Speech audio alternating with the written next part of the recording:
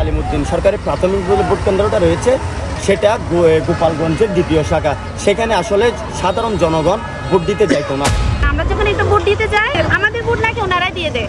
তো আমরা দেখি যে কাকে ভোট দেবো, ওনারা বলে চলে যাও। কেন চলে যাবো সেটা যখন আমরা প্রতিবাদ করি আমাদেরকে মারধর করে, তো থাবা ছোয়াতে গিয়ে করে মারবো, এরকম করবো, এরকম আমরা বয়ে চলে আসি। তাহলে আমরা কি ভোট দিতে হবে? আমরা তো ছোট মানুষ, আমরা কিভাবে ভোট দেবো? আমরা মৌলভীপাড়া 6 নম্বর ওয়ার্ডে কেন্দ্রটা নিয়ে যেতে চাই, ওখানে ভোট দিতে। আর না হলে হাজিরপাড়া আমরা নিঃস্থান আমাদের আমরাই দিতে চাই, এটাই আমাদের ইচ্ছে। আলিমউদ্দিন সরকারি প্রাথমিক ভোট কেন্দ্রটা রয়েছে সেটা গোপালগঞ্জের দ্বিতীয় শাখা। সেখানে আসলে সাধারণ জনগণ ভোট দিতে যাইতো না। কেন যাইতো না? তারা এখানে ভোট দিতে দিত না। এই রাতের অন্ধকারে ভোটের একদিন আগে সে ব্যালটগুলো তাদের পক্ষের যারা ভোটারগণ রয়েছে তাদের শিল মেরে নেওয়া হতো, যাইতো না ভাই।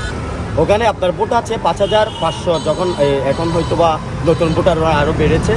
তখন এই রাজা পালং ইউনিয়নের সব কেন্দ্রে ডিক্লার হওয়ার পরে যে ভোটগুলা লাগতো, শর্ট হতো সরকারি দলের, সেই ভোটগুলো আমার বাবার মারা যাওয়ার মৃত ব্যক্তির ভোট সহ তারা গণনা করে ডিক্লার করতে হবে। সর্বশেষ কেন্দ্রটা ডিক্লার করতে হলে এবারটা থাকতে চাচ্ছি না। আমরা তরুণরা চাচ্ছি কি আমাদের ভোটটা আমরা নিজস্বত আমরা দিব, আমাদের একটা নিরাপদ স্থান, নিরাপদ একটা ভোট কেন্দ্র আমাদের দেওয়া হোক।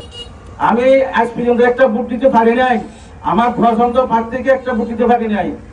এই যে বিগত 17-18 বছর মধ্যে আমরা তখনও ফেরিয়াপাড়া গেলে আমাদেরকে নির্যাতন করে, কেন্দ্রে ঢুকতে দেয় না, কেন্দ্র থেকে বাইর করে নিয়ে নেওয়া যায়।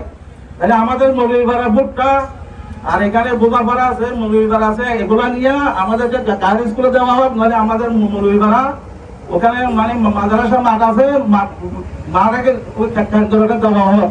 তো আগে হলে একটা ভোট দিয়ে সুস্থ ভোট দিয়ে আমি মরতে চাই।